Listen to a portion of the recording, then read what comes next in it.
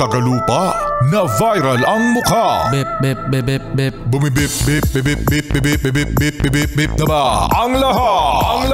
Martian! Enrico Pañero! Bip, bip, bip, bip, bip. Bip, bip, bip, bip, bip, bip, bip. Bip, bip, bip, bip, bip. Titilaok! Titilaok! Bip, bip, bip, bip, bip. Ito na ang 101.1 Yes FM Balitang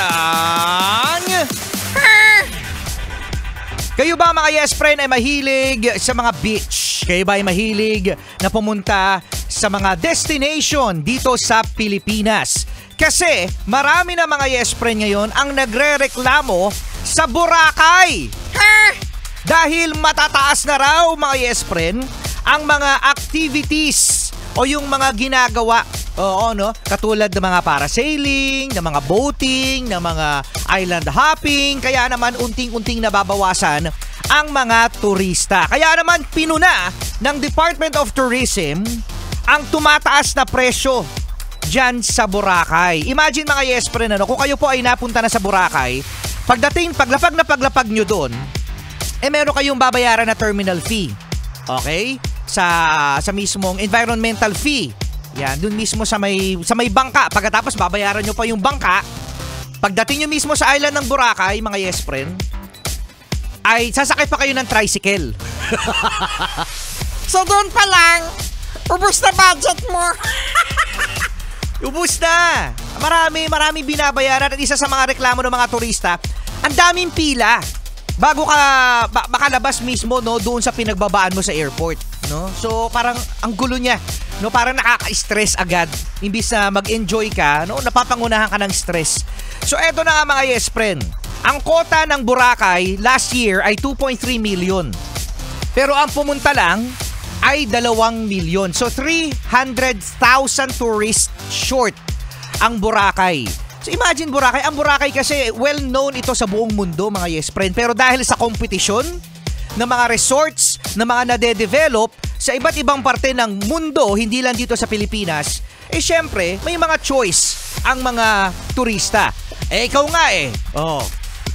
Ikaw ngayon na nagtutour, mahilig maglakwatsa. Di ba? Saan mo pinipili? Sige, real talk tayo. Di ba mas pinipili mo mga ibang bansa? Oo nga, kasi sabi mo mas mura. Oo. Sige, kaya Tolits. Ikaw kaya Tolits. Oh. May nakapunta ka na ng Boracay, ng Bohol, ng Palawan. Sige, di pa. Sige Tolits kasi ano yan panay din labas sa bansa. Pati si Sexy Megan. Yan, hindi naman syempre mga Yes Friend, sinasabi unahin ang Pilipinas. Pero still, kung titignan mo naman kasi ang budget mo, kung titignan mo naman ang gastos, mag-feel mo na mas mura talaga sa ibang bansa. At saka syempre, sosyal. Nasaan si Martian? Ay, si Martian nasa out of the country. Hindi ba out of this world? Sige na, out of this world.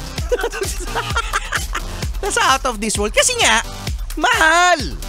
Mahal talaga mga Yes Friend. Sobrang mahal. Oo, dito sa Pilipinas. Diba, it's more fun in the Philippines. Pero hindi, no? It's more cost. In the Philippines. Maganda talaga ang Pilipinas mga Yes Friend. Yung alam kung compare mo talaga sa ibang bansa, maganda din talaga. No? So it's a challenge para sa Department of Tourism na mas paigtingin pa. Oo, no? Ang alam mo yung mga resort o mga destination dito sa Pilipinas kasi hindi naman talaga tayo mapapahiya pagdating sa destinasyon na mag-e-enjoy talaga. At word of mouth ng mga foreigners, ang ganda-ganda sa Pilipinas. Sobra. Kurap lang. Okay na sana maganda sa Pilipinas Kurap lang, kurap. Tayo segue mo pa yun? Maganda sa Pilipinas, kurap lang, kurap.